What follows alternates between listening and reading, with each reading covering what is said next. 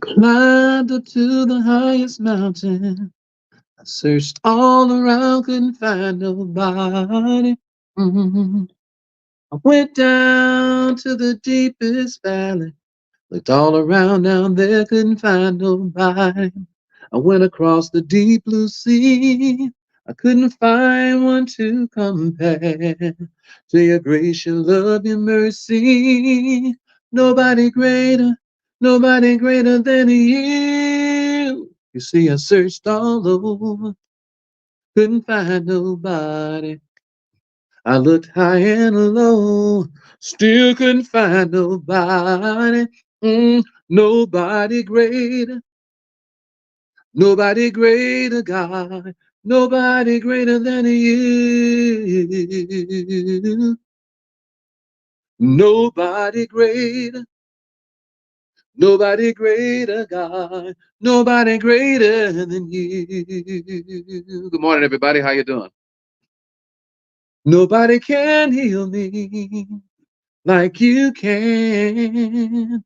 Oh, most holy one, you are the great I am. You're perfect in all your ways, and mighty is your hand.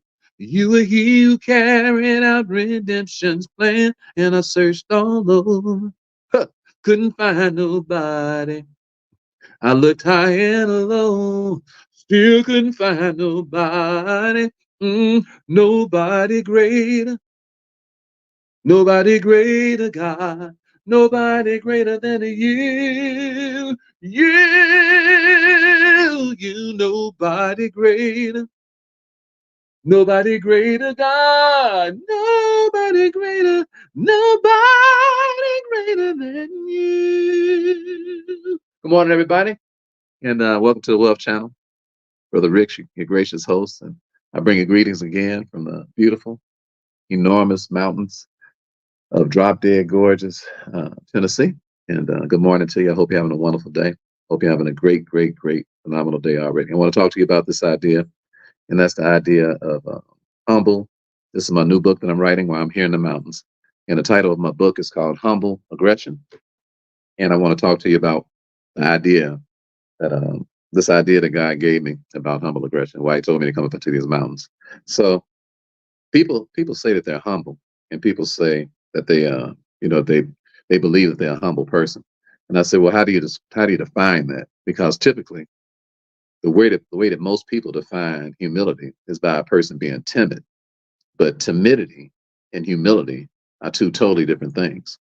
They're not even interconnected. So being timid just means that a person is withdrawn, shy, and pretty much letting the world pass them by. That's what being timid is.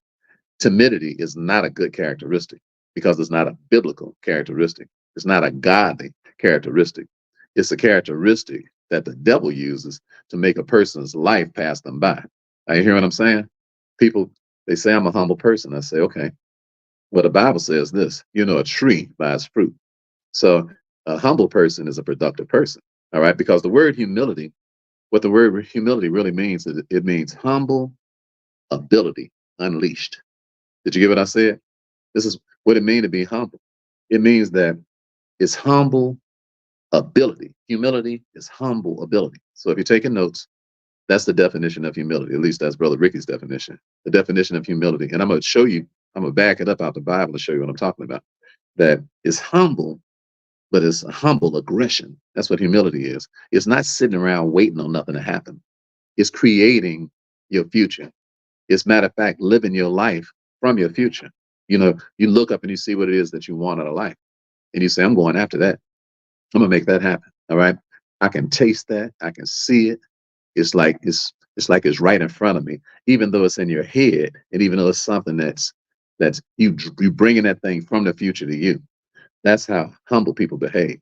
Humble people ain't got no time to waste. Why? Because we can see things and we can see it as clear as day in our mind. So we get laser beam focused on that thing that we're looking at, and we just tell everything else that you got to back up off me and smell the coffee. Why? Because humble people live very simple lives. Are you listening to me? We're not distracted.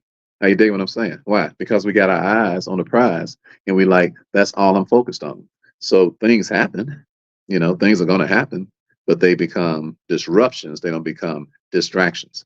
I have a whole video on that, and y'all can watch that video.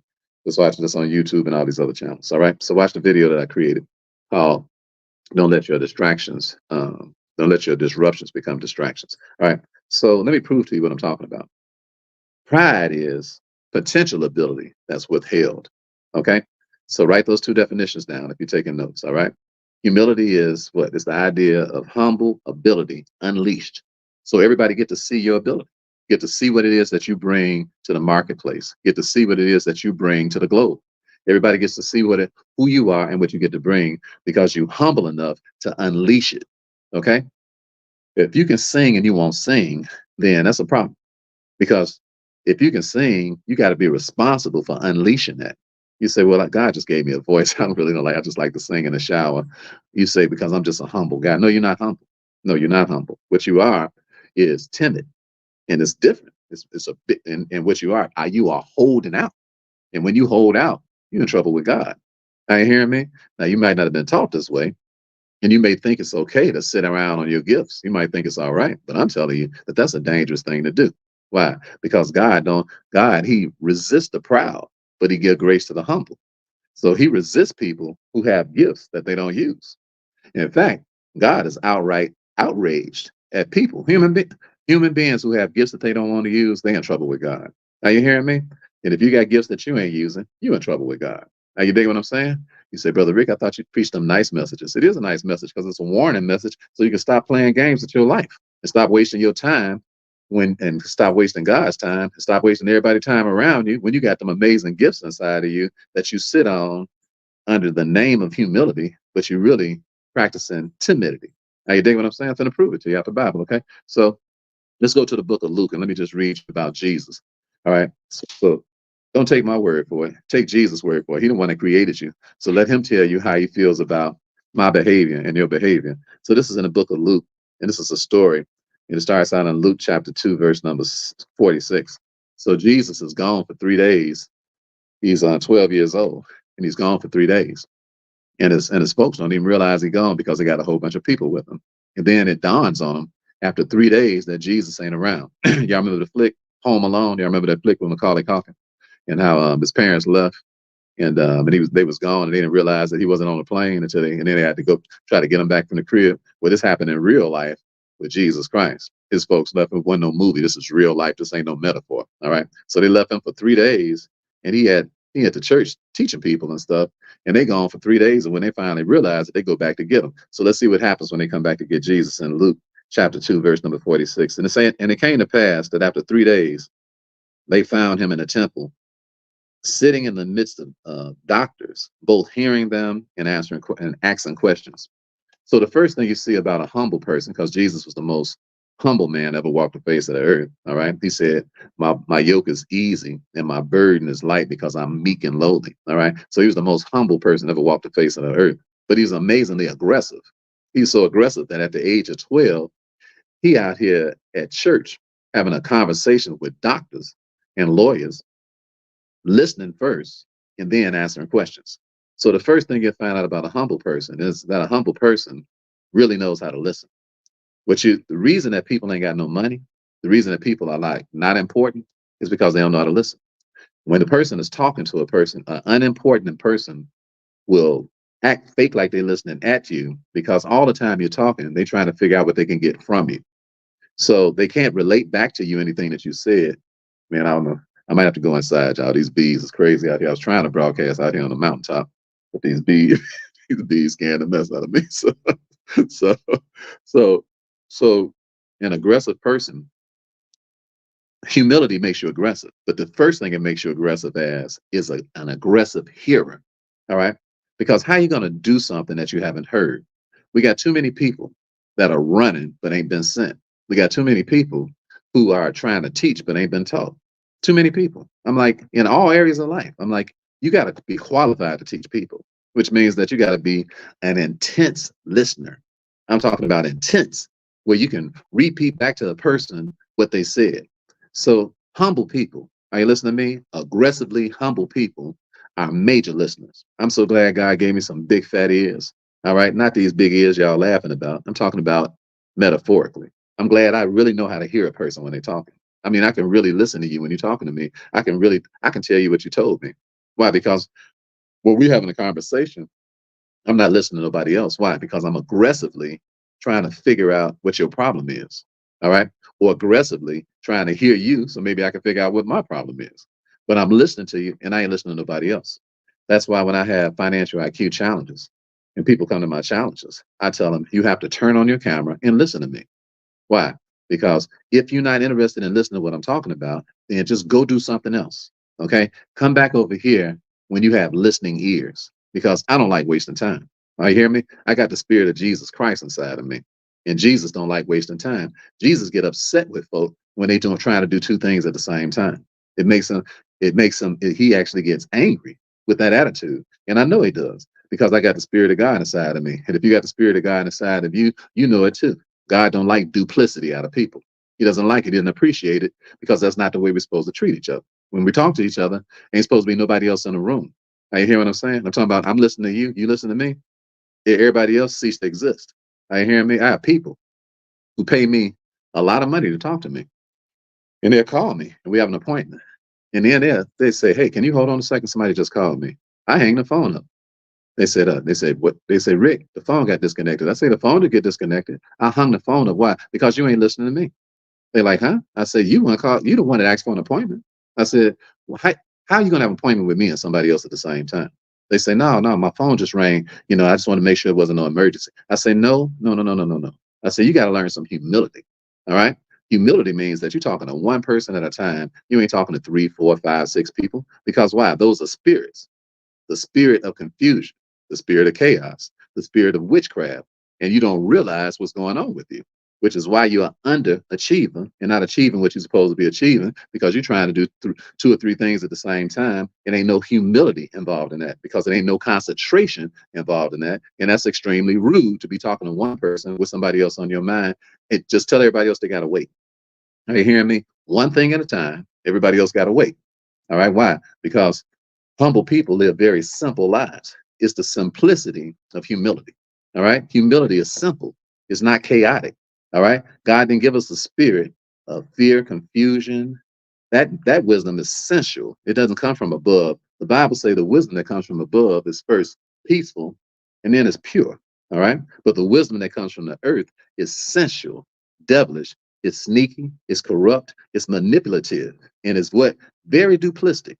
And that's why I don't kick it with folk like that. I'm like, look, either come in here and pay attention to what's going on or go do something else. All right. We was doing good before we met you. We're gonna be doing good if we don't never see you again. So you can come by. If you come here, you're gonna be here. All right. Just like I'm here with you. I'm not doing nothing else right now.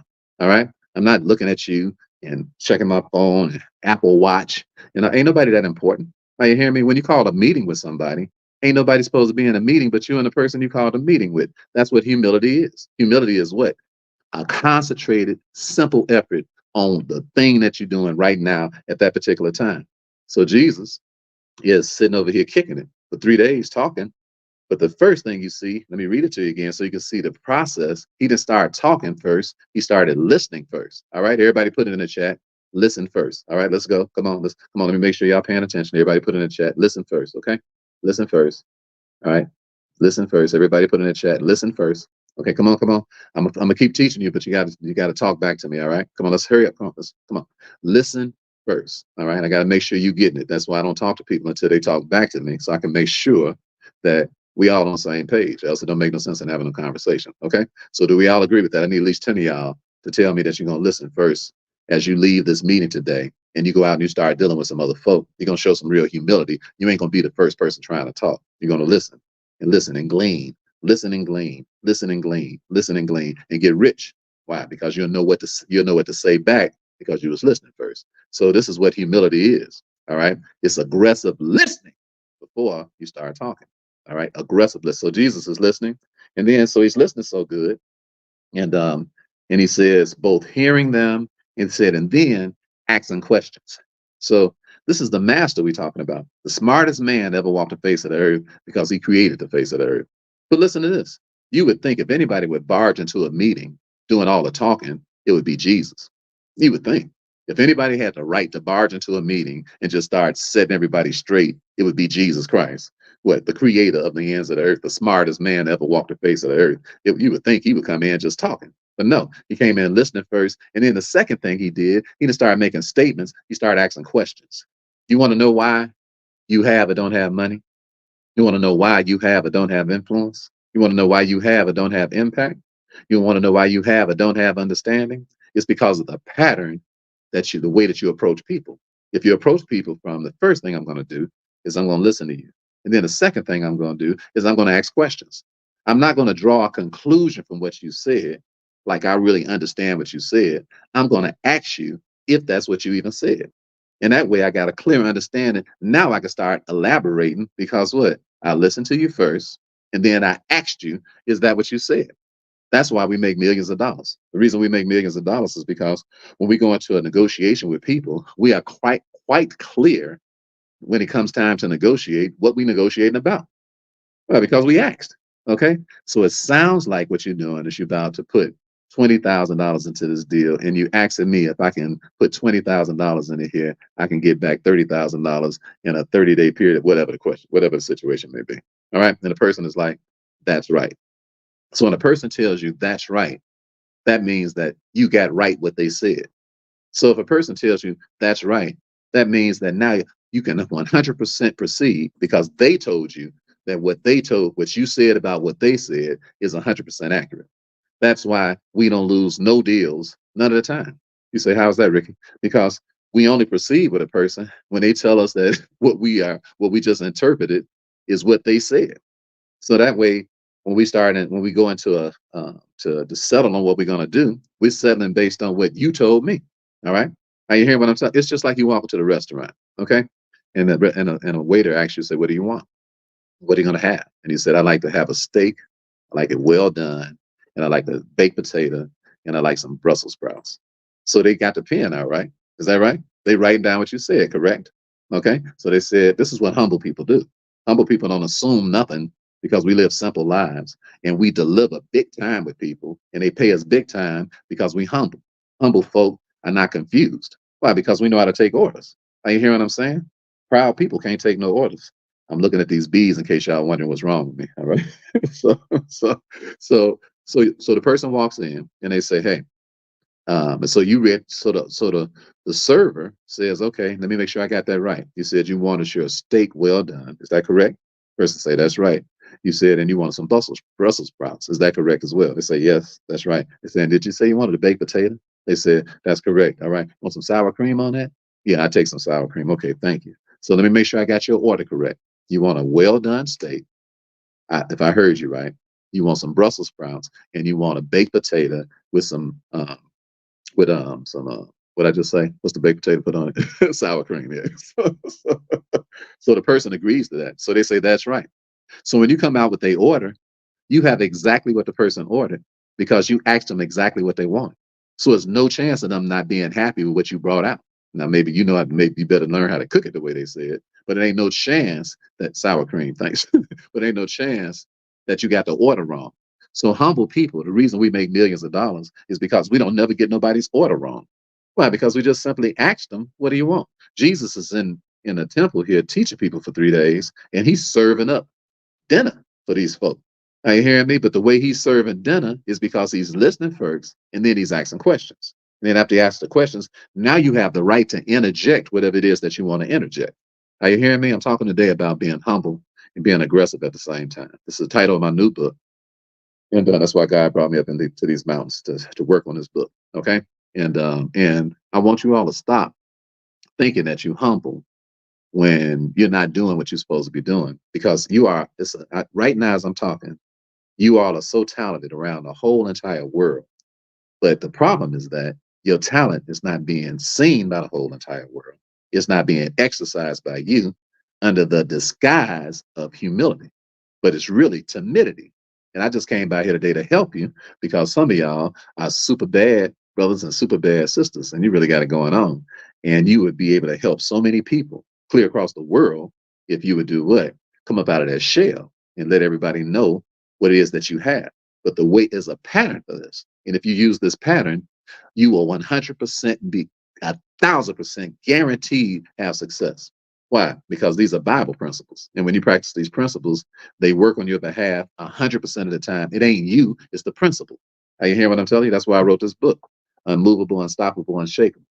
Bible principles that guarantee you financial success. It's on all my links. All right. Grab you one so you can learn these Bible principles that we operate by and how we got from being dead broke and living in the projects to being multimillionaires up here on mountaintops around the world. All right. Why? Because of the principles. That's why I always teach Bible principles. That's why I'm always teaching because it's what made me rich. It's what made us happy. It's what gave us joy. It's why we got a good relationship. It's why we're able to do anything we want to do, anytime we want to do it, anywhere we want to do it because of the Bible principles. So if you don't like Bible principles, you don't like Brother Ricky.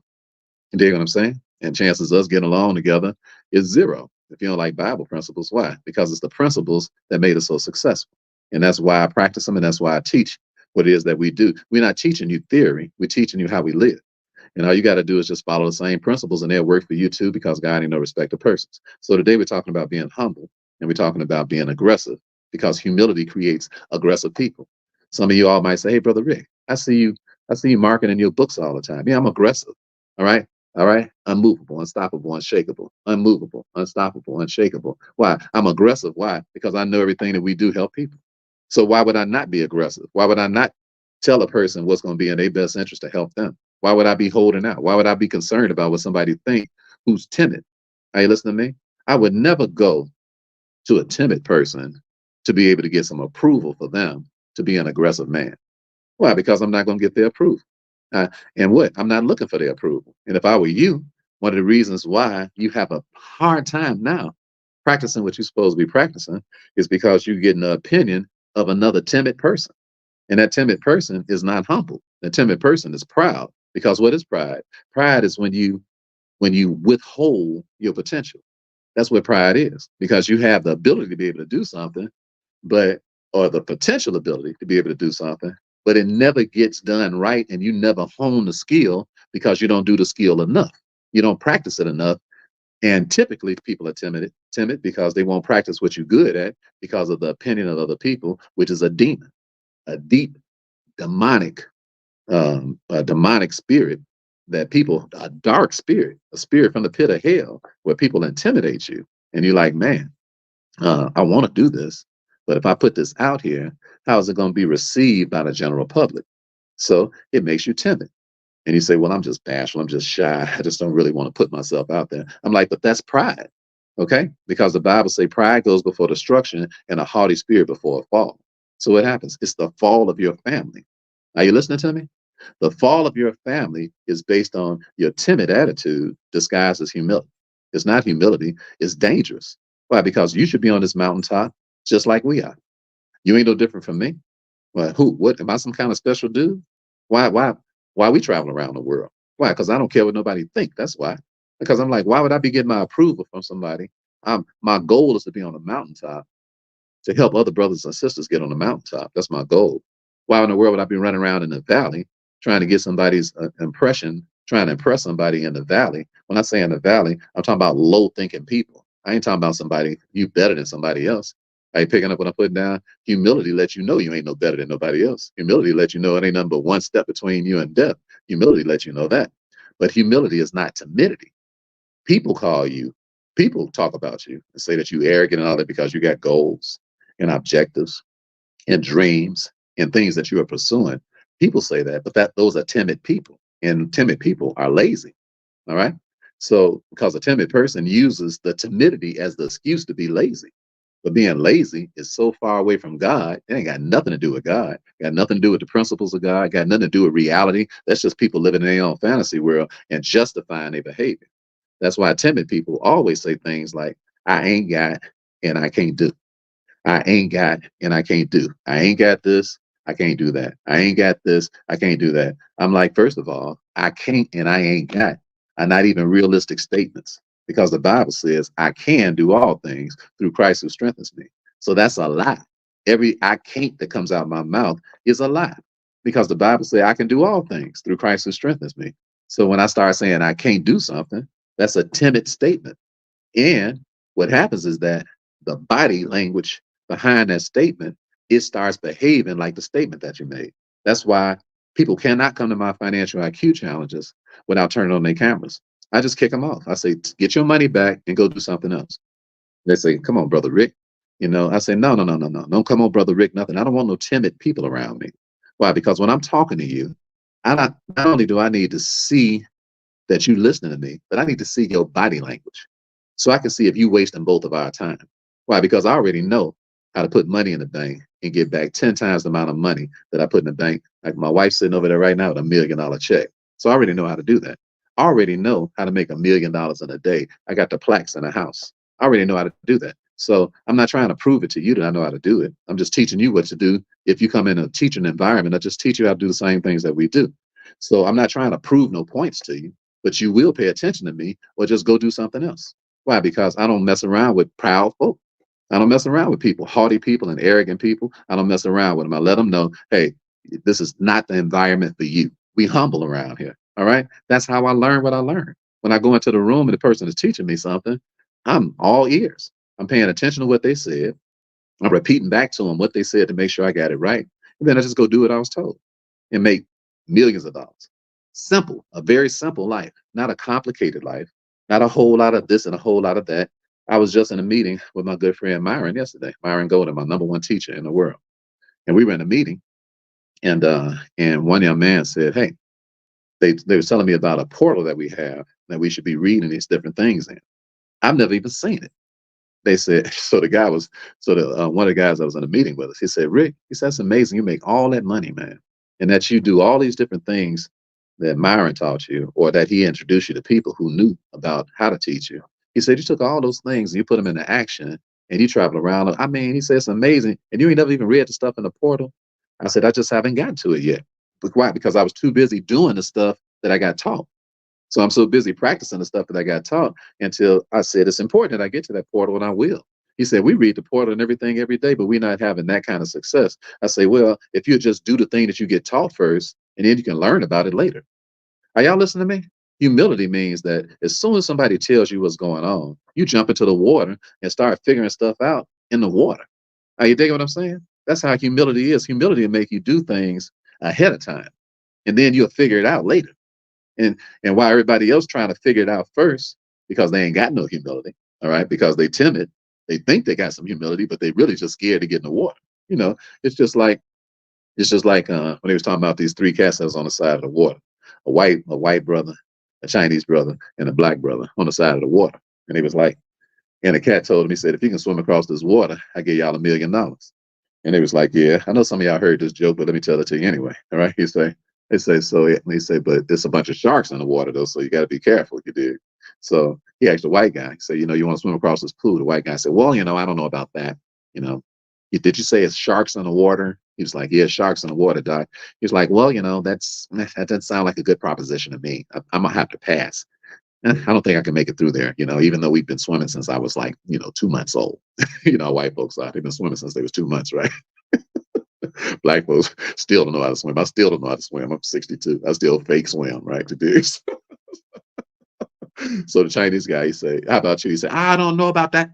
He said, I don't know. I don't know. He say, Confucius say, you swim across pool full of sharks, you probably get bit in buttocks. No deal for me. All right. So by that time, you heard a splash, right?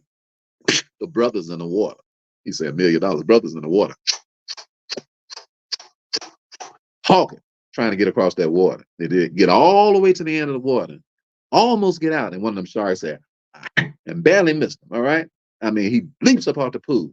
I'm talking about this cold-blooded Calvin Klein suit on and everything, soaking wet. I mean, he didn't even take his clothes off. Everybody say, the cat say, hey man, congratulations. I guess you're looking for that $1 million, huh? He say, no, I'm looking for the Negro that pushed me in that water. See, that's what I'm here for today. I came to the mountaintop today to help push some of y'all in the water. Because some of y'all, all you need is a little push. All right. You've been thinking, you've been aggressive in your brain, but you ain't been doing the thing that you've been thinking about. That's what I stopped by here this morning for, to help push you in that water. All you need, and get around folk who will not agree with you and will help push you in the water. One of the first things I tell everybody when they come to our financial IQ challenge is you're not going to hear what you used to hearing this week. Okay. Our next challenge, by the way, it starts in September the 2nd. For all of you, all go to myfinancialiqchallenge.com and sign up if you want to find out what's going on, because y'all be asking me a lot of questions. And I'm like, I don't answer a whole lot of questions individually with people because I'd be dead. But if you come to the challenge, you can learn at one time with everybody what's going on, and it'd be a week like you never had in your life. And then you can get the momentum from off of that week, and you can go make a lot of money. You go get paid.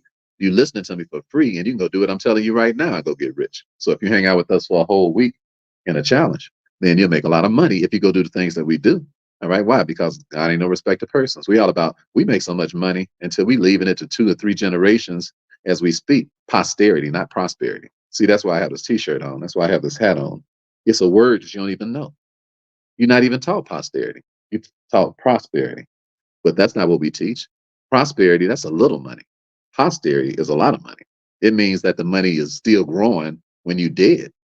Prosperity means you just got you a little house and a little car, and you feeling good about yourself and popping your collar, and your kids broke as hell. And your grandkids ain't, it's just gonna start all over again. The whole poverty cycle gonna start all over again with the grandkids. That ain't how we get down. The way that we get down is posterity.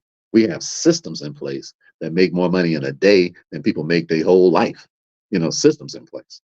Right. So that's what you learn when you hang out around Brother Ricky. Posterity, not prosperity. And you have to be humble to kick it with us. Why? Because you got to be teachable, coachable, and have the attitude that tell me what I don't know. Have the attitude that please disagree with me because the way I'm living, I've agreed with myself all these years, and this is what I got to, and this is all the little money I got based on what I've been agreeing with. So I don't want to agree with me no more because I'm talking myself out a whole lot of money. So please talk to me in a kind of way where you will step on my toes and tell me stuff that I ain't used to hearing so I can change my ways and change my behavior. That's what humility is. Humility is that when you walk into a room, you expect the person to tell you what you don't know. You didn't come into the room for a whole lot of amens. I ain't you see me over here talking about somebody put an amen in the chat. You can put it in there if you want to, but that ain't the reason I'm teaching you because I'm not a motivational speaker. I'm a teacher, a coach, a money trainer. And if you come and learn the stuff that we do, you make a lot of money. And it's not going to agree with what you're already doing if you ain't already rich. If you ain't already making at least $1 million a year, whatever I'm telling you is going to sound strange to you. And it's supposed to sound strange. Just use some common sense. Do you want a teacher, a coach who tells you what you already heard? You cannot, you be lying if you went home and told everybody when you listen to Brother Ricky, he just told me a whole bunch of stuff I already agree with, you'd be lying. Why? Because we teach posterity, and posterity disagrees with prosperity. It disagrees with normal stuff. It only preaches the supernatural and the way that the Bible really teaches. People don't teach the Bible. All right. People are just religious folk. And that's why they broke as hell. Why? Because they're not aggressive. All right. Uh, all Bible living is aggressive living. Amazingly, it ain't nowhere in the world you be sitting around here and you can sing and not singing. Ain't nowhere in the world you be around here and you can sew and you're not sewing. Ain't nowhere in the world you can be around here and you can dance and you ain't dancing. Ain't nowhere in the world you can be around here and you can act and you're not acting. Ain't nowhere in the world you can be around here and you can be healing. You're a healer and you ain't healing. No, not if you practice the Bible because you know you're responsible for your gift. You know it. And you know you're in trouble if you don't practice it too. Are you listening to me? You know you're in trouble with God. You don't. Nobody who really practices the Bible has a smug, laid-back attitude. All right, let me prove it to you. That was the young Jesus talking. Let me finish telling you what Jesus said. Then let me tell you what the grown Jesus said when he came back. When he came back and talked to John on the Isle of Patmos. But first, let's finish reading what happened when he was 12 years old. He says, all that heard him, they said they were astonished at his understanding and his answers. All right, because Jesus ain't teaching the way they used to teach. Are you hearing me? Jesus is teaching who he really is. He's 12 years old and he blowing everybody's mind. Didn't I blow your mind this time? Didn't I? Jesus is blowing folk mind. You hear me? He's 12 years old. And they are like, who is this cat? Where did he come from? What set is this dude from? This cat is cold blooded. All right. Why? Because he wasn't teaching that old dried up pharisaical foolishness they was listening to. That stuff ain't got no life in it. Jesus was teaching life. Are you hearing me? And life more abundantly. And he was blowing everybody's mind at 12 years old. Are you hearing what I'm saying? 3 days now and they're kicking it. And his parents can't understand where he at. By the time they come back, everybody mesmerized. He said, and when they saw him, they were amazed. And his mother said unto him, he said, son, why hast thou, he said, why hast thou thus dealt with us? Behold, thy father and I have sought thee solemn. In other words, we've been looking for you for 3 days, and you got us worried to death. And then look what Jesus said. You would think, now Jesus is humble, humble as they come. So you would think his reply would have been, hey, mama, I'm sorry. Hey, dad, I'm sorry. Hey, I got lost. I got caught up. I'm sorry. Please forgive me. That ain't what Jesus said. Listen to how Jesus responded to his own mother, because Jesus is as humble as they possibly come. But watch what humility really is. He says, until he said unto them, he said, how is it that you saw me? He said, wish ye not that I must be about my father's business? Is that aggressive or is that aggressive? Put TA in the chat if that's aggressive. If that's aggressive. Is that aggressive or is that aggressive? Put TA in the chat. Is that aggressive? Put TA in the chat. Man, talk back to me now because I only got a few more minutes. I got to go teach a class. So y'all talk back to me for a few minutes. All right. Is that aggressive? TA, put TA in the chat because I want you to change your lifestyle. I'm trying to help you change your life. Become an aggressive person. All right. Do what God really loves. God loves aggressive. He don't like timidity. God is not with that. All right. This is Jesus talking, and he's telling you what his own character is like. All right. So he's trying to teach you what his character is like. He the best teacher in the world. Just follow him. All right. He said, why are you looking for me? He said, must not, he said, should not be about my father's business. He said, that's what I came here for. I came here to be about my father's business, not to be running around running errands and all this stuff. He said, that's what I came for. He said, y'all look shocked that I'm here about my father's business. They didn't understand who they had, who they was talking to. They didn't understand what his mission was. And when you have a mission in life, you become extremely focused on your mission. People, they think that you are arrogant or haughty because you ain't paying a whole lot of attention to what they paying attention to. But when you got a gift, you got to hone your gift. That means that you got to spend time with your gift. All right. Are you listening to me? You got to be aggressively getting good at what you're good at. God gave every last one of us a plethora of gifts, and he gave us some things that we are super good at if we pursue it. Are you hearing what I'm telling you? And if you pursue that thing, then everybody will find out how cold-blooded you are. The whole world will know, but you ain't doing it for the whole world to know. You're doing it to be a contributor to the whole world. And your gift, it just make room for you. Are you listening to me? It's 4 bedrooms in this Airbnb we're at. It's brand new.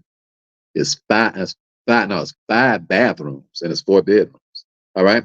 When I used to live in a cell with where when I had to pee with somebody else up on a bunk watching me pee. That's how little it used to be where I used to live at. So what happened? Instead of sitting around complaining and mumbling and grumbling and complaining and crying the blues about, about life and all that sort of thing and about bad decisions and about foolishness and all that, ain't nobody got time for that. Why? Because you got time to be pursuing your gift. I don't care what you've been through. I don't care where you've been, what you've been through, what's your past been. All that crap don't mean nothing. It don't mean nothing. It don't mean it don't all it mean. It don't mean nothing. It don't mean nothing to God. It might mean something, some little poo butt that you dig might want to burn bread on you or something like that. But it don't mean nothing to God. And that's why people can't practice their gift because they're too busy worried about perceptions and what folk got to say and all that. So I like tell them little poo butts to take a flying leap. You dig what I'm saying? Why? Because you're busy. You're too busy handling your business. Listen to me good. You need some self-esteem. Do you need some self-esteem? Let me help you. All right. If you want some self-esteem, just get some good work ethic. Because now your self-esteem, it ain't based on what nobody think. Because you really good. And when you're really good at something, you feel good about yourself. Are you listening to me? When you really good, you feel good about yourself. And it brings on a confidence that can't nobody shake. Why? Because where does self-esteem come from? I said, where does self-esteem come from? It comes from yourself. That's why it's called self-esteem. If you're trying to get your self-esteem from another person, that's the exercise in futility. And what's going to end up happening is you're going to end up just being a timid person. When you go to another person for your self-esteem and they see that they got that kind of power over you, they'll dog you for the rest of your life. Are you hearing me? Why? Because they all jacked up in the head and then they end up I'm gonna have to go inside, y'all. These bees just ain't having no respect out here. I try to do it on the mountaintop, but I might have to go inside because these bees. We got 20 minutes before I got to teach a class. I might have to go inside. so, so take this video and share it with some of y'all friends who got amazing gifts, and you know it, and you're like, man, they should be singing, but they ain't singing. They should be acting, but they not acting. They should be writing plays, but they ain't writing plays. They should be in an NBA, but they're not in the NBA. They should be a tennis star, but they're not a tennis star. They should be doing all kind of stuff, but they so casual about their gift. They acting like God gave you this amazing gift that you got, and you casual about it. Now you know being casual causes casualties. Are you hearing me?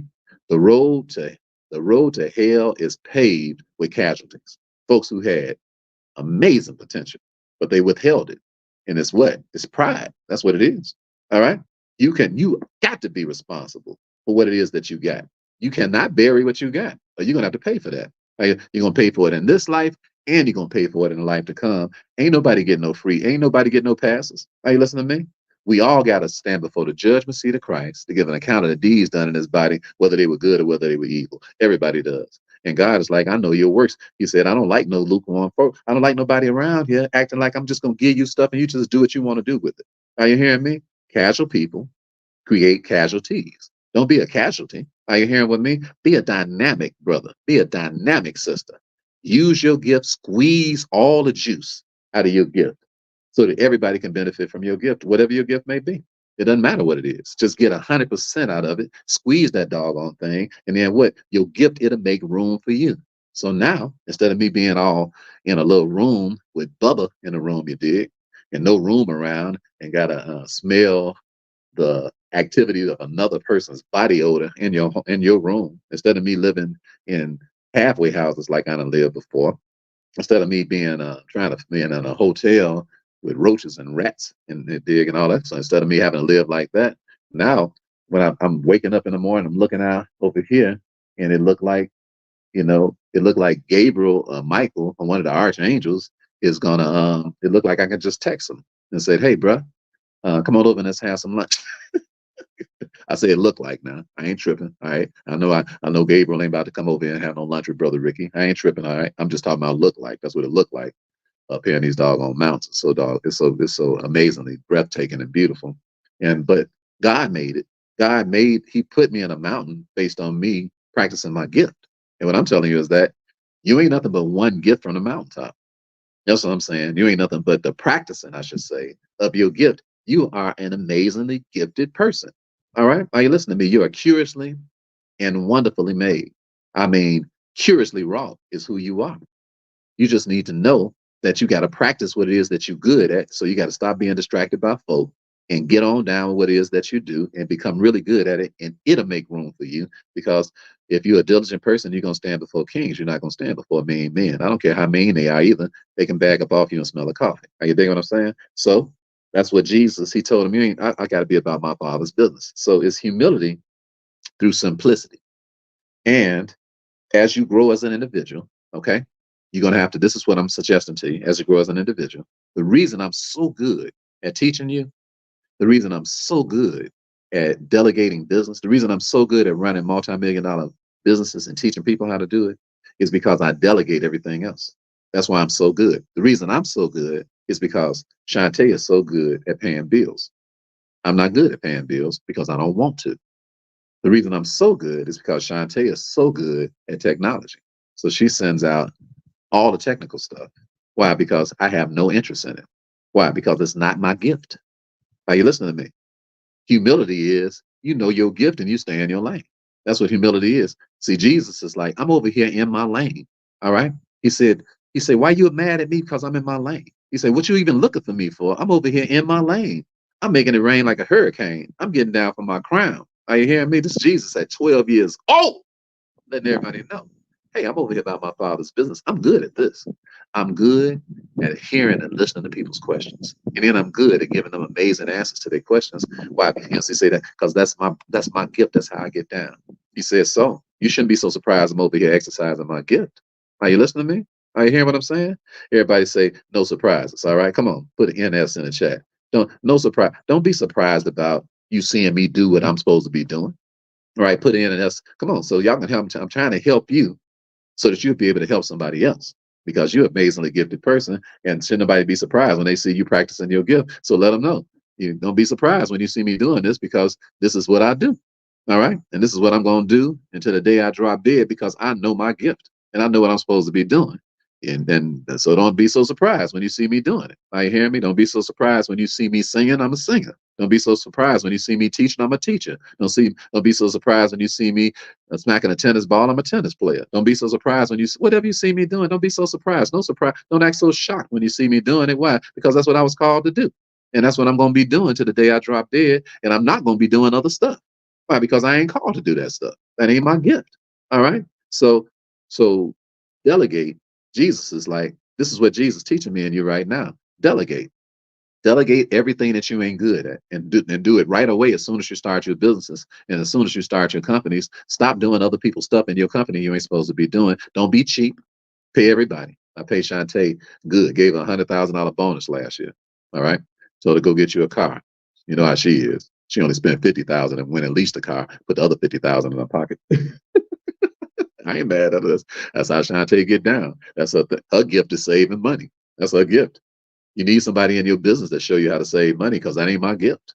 I give them. I got a pocket full of $100 bills right now to go to give them away. All right, why? Because I've been homeless. So every time I see somebody, they ain't got to ask me. I catch before they can even get out their mouth. I'm popping them off. Why? Because that's my gift. My gift is I create money out of millions. I'm like a money magnet walking around. I create ideas, 15, 20 ideas in a day. That's my gift. I got a brain, a genius's brain to create money, to create ideas. Why? Because Shantae is a genius on how to keep the money, and I'm a genius on knowing how to make. Now, you hear what I'm saying? So what does that mean to me? That means that I can spend my time on my genius. You said, did you just call yourself a genius, Ricky? Yes, I did. And you know I'm a genius too, because I'm talking to you right now. And you getting ready to walk off and do some of the stuff I'm telling you right now, and you're gonna get paid for it too. That's not bragging. It's just talking about that's your gift. And you're supposed to have a gift that everybody can benefit from. And you're a genius too, in whatever it is that you're a genius at. Are you listening to me? Don't let people listen. Away with all this fake humility. It's not humility, it's timidity. All right. Because your gift to make room for you, and you ought to be practicing it. And don't be and tell everybody that think that you and don't want to acknowledge you and don't want to get down with you and got a problem with you and da da da da da da da da. That's their business. That ain't your business. Okay. Don't let people distract you from your gift. Are you hearing what I'm saying? Because you got to deal with God. I got to deal with God. I got to be accountable for the fact that the whole globe is supposed to be learning what I teach. So I got to be accountable for that. And so do you. You got to be accountable for that too. So yet alive is going to be saved. Yes, you can share. All right. So let's get to what Jesus had to say as a grown man. So as a child, he told him, he said, y'all should be, I gotta handle God's business. God gave me a gift, I gotta use it. Okay. He said, I gotta be about my father's business. Okay. And that's what I recommend all y'all. So this is what Jesus said when he was grown. Now he a grown man, he done died, he done rose from the dead, and now he talking through John, excuse me, in the book of Revelation. And he telling John what to write. He said, so John, I want you to write some things to these churches. He said, I got 7 churches I want you to write to. I want you to write to the preachers at these churches because these churches, he said, I'm not happy with the way they act. I'm not on all this religious stuff and the way they behave and all that. That ain't my kingdom, the way they behave. All right. He says, so I want you to let them know expressly how I feel about their behavior. So he says, write this to the church at Laodicea. And you tell them what the true and the faithful one, he say, the person who created everything, you tell them what I said. All right. So this is Revelation chapter 3 and verse number 15. And this is what he says. He says, I know thy works. He said that thou art neither cold nor hot. He said, I would if thou were hot or cold. He said, so then, because thou art lukewarm, he said, and neither hot nor cold, he said, I will spew thee out of my mouth, because thou sayest, I am rich, I increase with goods, I have need of nothing, and knowest not that thou art wretched and miserable and poor and blind and naked. So Jesus said, man, tell him what I said. He said, what I don't like is people who act like they've arrived. He said, ain't no humility in that. He said, I don't like that. He said, in fact, I really detest that type of attitude. Ain't nobody arrived. Nobody in their right mind think they've arrived. Everybody gonna live and everybody gonna die. It ain't enough money in the world to take with you. All right, so that means that your gift is not the fact that you got some money. I don't mean, but how you gonna impress God? I'm up here in this beautiful mountain, boy. I'm telling you right now. You think God impressed with your $100 bills? Are you kidding me? Yo, new Mercedes. Are you listening to me? Everybody need to take a trip to the mountains. It'll sober you up. You hear me? You'll look up and you say, the majestic, the majesticness of God. I'm talking, it'll sober you up. Are you hearing me? Everybody should take a trip. It'll change your attitude. You'll be like, you know what? Ain't no retiring in the kingdom of God. Are you hearing me? Ain't no retirement. Ain't nobody arrived. He said, you smug, self-righteous, tight butt cheek, pharisaical, project relocated, Jerry Curl juice just released country bumpkins. This is the way he talking to the Laodicean church. He said, who you think you are?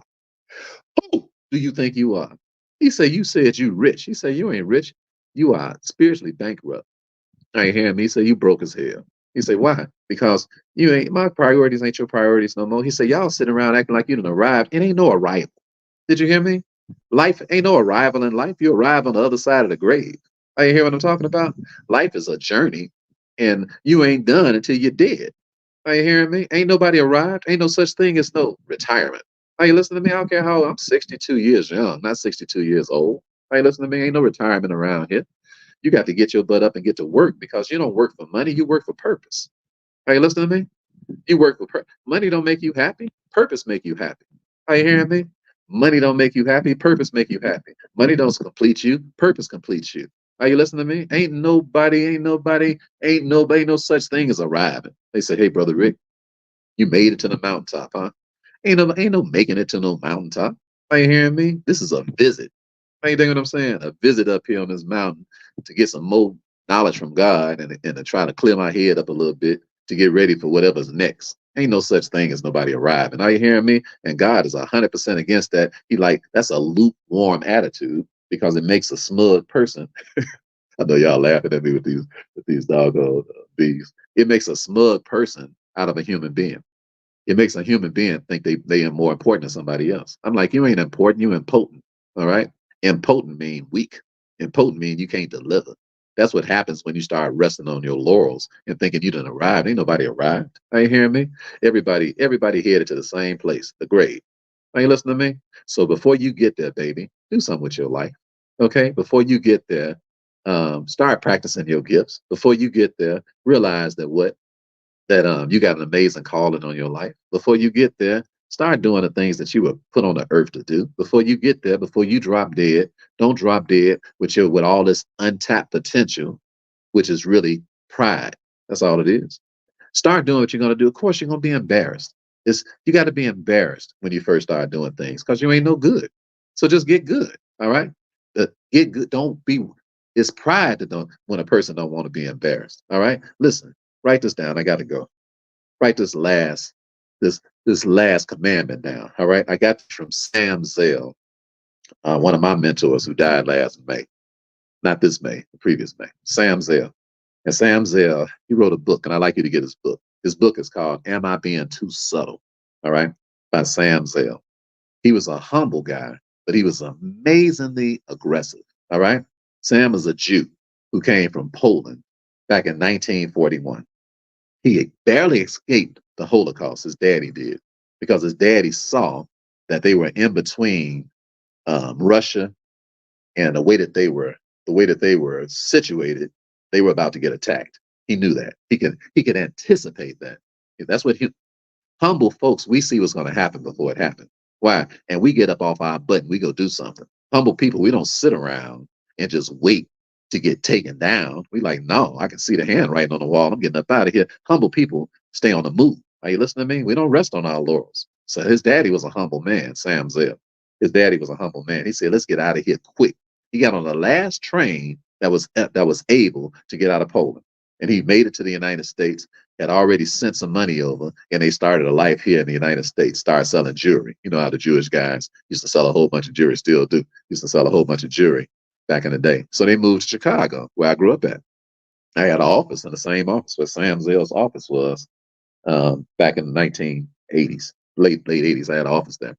Sam Zell was the first person to ever sell a company, a real estate deal, for $39 billion.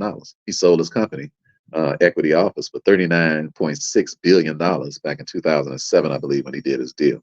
He wrote a book called Am I Being Too Subtle? Because he was a very frank person, always told you exactly what he was thinking. So he wrote a book that was a play on words called Am I Being Too Subtle? I highly recommend that you get his book, Sam Zell, and you can read about what real humility is like and how it produces amazing aggression. And that's my message for today. Be humbly aggressive. It's my new book that's coming out. And if you are interested in our new book, just put humble aggression. If you want to be some of the first people to be able to buy the book, it'll be out and what's this, August? Okay, so it'll be out towards the end of September, beginning of October. All right, because that's what I'm writing. So I always tell you all about the books ahead of time so that you can be able to have a pre-purchase if you like to. So you're like, hey, Ricky, you always selling your stuff. Yes. I'm always selling my stuff. Why? Because I'm humbly aggressive and I'm teaching you to do the same thing. So you'll get rich just doing the same thing I'm teaching you to do. But the bottom line is that I got something for you to buy. Some of y'all, you got all this talent and you ain't selling nothing. Ain't nobody buy nothing from you because you ain't got nothing for sale. Are you hearing me? So what you it's not humility. It ain't no if you ain't got nothing for sale, you ain't humble. You're talking about like you just gonna say I ain't humble. Yeah. Why? Because if you was humble, you'd be selling what you got so everybody can buy it. So everybody can benefit from what it is that you got.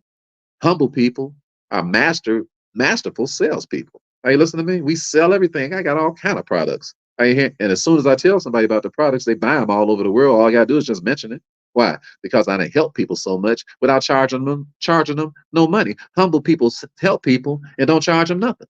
I just do it collectively around the world. You ain't gonna hem me up for no appointments. That ain't about to happen because you ain't gonna kill me. All right. So why? I'm too humble to let you kill me.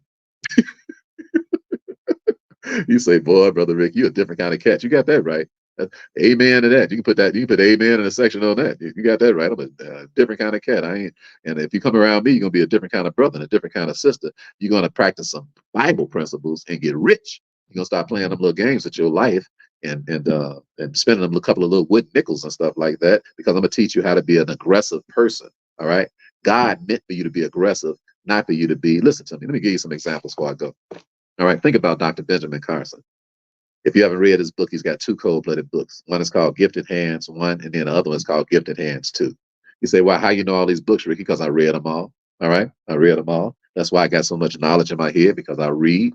I sit down and I read books, and the best thing that made me rich is reading about rich people and about people who have done amazing things. That's the number one thing I've done to get such a brilliant brain, reading about what they did. And then I say, I'm going to go do some of that stuff they did because they're brilliant. All right. They way smarter than I am. Dr. Benjamin Carson, he was humble enough to become a doctor. He was aggressive enough to create the first Siamese twin surgery that was that was successful in the history of time. A black man too, by the way. All right. Aggressive enough, doctor, still alive, by the way. Ran for president, Dr. Benjamin Carson did. Still alive right now as we speak. Leads the world in hemispherectomies. You say, what's a hemispherectomy? He takes the right side of your brain and put it on the left side, or the right side, the left side on the right side, and you come in convulsing, uncontrollably convulsing, and you leave out praising God. He's a genius. All right. Dr. Benjamin Carson, a cold man. Are you listening to what I'm talking about? He was humble enough to do what? To become a doctor, aggressive enough to perform the first successful surgery of pulling two brains apart from Siamese twins. He's so smart, he stopped a heartbeat of one of the twins so they wouldn't bleed out. He stopped a heartbeat, stopped their heart to save their life. You got to be a genius to stop a person's heartbeat to save their life. Who would even think of something like that? Are you listening to me? It's people so much smarter than us. They make us look like what we even waste our time waking up for. And you can read about these amazing people, and then you can do something about your life of being motivated from their life. How about Ida B. Wells? Don't make me call her to the witness stand. She was Ida B. Wells. She was humble enough to be a journalist in the middle of all that potential torture for writing about all of the lynching that was going on. And then she was aggressive enough to write Southern Horrors. Get her book, Ida B. Wells, Southern Horrors. Read her book where she talks about black millionaires being lynched and mobbed just for being rich. The only sin is that they rich. Are you hearing me? And she was aggressive enough to write about it, humble enough to know about it, aggressive enough to write about it. How about Martin Luther King Jr.? He was humble enough to be a dreamer.